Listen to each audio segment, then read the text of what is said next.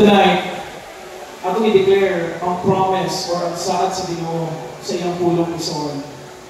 Now once ang righteous person sits there, diya sa babaw or diya sa office, musunod o kalambo ang nasunod ison.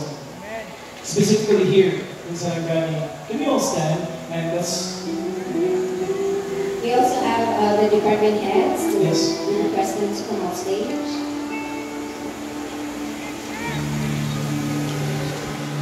Praise the Lord. Praise Jesus. Thank you, Lord. Pwede i-lay on your hands. That is a form of gesture of declaration and so on towards these people. And let's all together pray.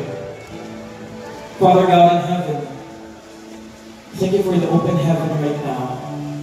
Thank you for listening to our prayers tonight. We honor you, we magnify you, and we lift up your name in the name of Jesus.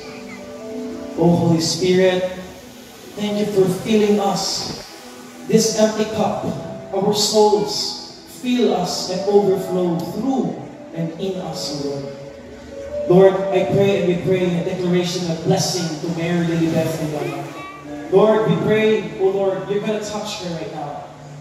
You're going to give her the spirit of wisdom, the spirit of understanding, the spirit of knowledge on how to decide things between right and wrong, the spirit of conviction into doing righteous and doing, just what really matters most, and that is to help the public, oh God.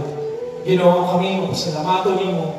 Wala ni mo siya biyain, wala ni mo siya pasabi, sa dihang siya isampin ni mo, naala ka na minaw, kay ikaw nagpuyok siya kasing-kasing karon. Lord, salamat kay imong ipagkatahan ang iyang personal life karon. Whatever the threats from the devil, rebuke that in the name of Jesus.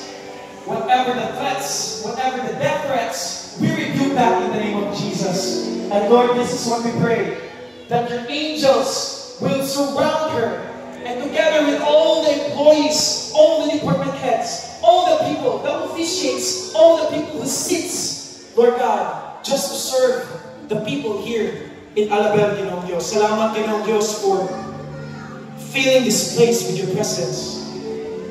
And even to our personal life, to our household, to our family, Lord, this is what we pray. Breakthroughs upon breakthroughs upon breakthroughs upon breakthroughs upon breakthroughs of blessings and prosperity will come over her life together with everyone affiliated with her, Ginoong Diyos. Father, salamat sa maayong ng health na iyong ihatag kaniya. Huwag ka namang tanan karon. And so on, come on, let's continue to declare. Maayong na health, maayong na panglawas, maayong na paglakaw sa matag-adlaw. Lord, ikaw naguna, ikaw nagpalibot, ikaw, Ginoong Diyos, nagpakilig, huwag nagpuyok ka na ako, Ginoong Diyos. Ubalini sa tanan ng mga pagkakumatong, Ginoong. Lord, bless this place. Bless this municipal hall. This is what I'm praying in the name of Jesus. Walay kung posible ni mo, Ginoong Diyos. Gamhanan ang Diyos sa Sarangani. Gamhanan ang Diyos sa Alabel. And everyone we declare right now in the name of Jesus. Lord, I saw freedom here in this place. Freedom from vices. Freedom from crime. Freedom from addictions in the name of Jesus. Freedom from suicidal rates. Freedom from the devil's snare in the name of Jesus. And this is what we pray tonight. Because this is your promise. Sa mga nangalagad ni mo, Ginoong Diyos, dili ni mo pasagdan o di ni mo biyaan kay kami na ninuod o pangalagad ni mo, Ginoong Diyos. Lord, salamat nga sa umaabot ng mga panahon. Mag-celebrate ni sila sa umaabot ng panahon. Sila victorious in a personal walk in their lives, Ginoong Diyos. And they're going to be a living testimony to these people and in front of you, Father God. Let your glory shine over. Let your glory shine tonight.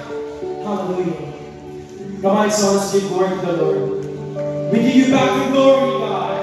We give you back the praises. We give you back the things In the name of Jesus Christ, our Lord and Savior, and through your Holy Spirit that lives in us, ang tanang mga anak sa Ginoo, magasagin mo!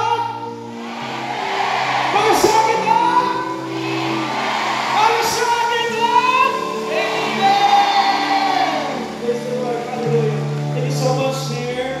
Thank you so much to our respected leaders. We can now sit down.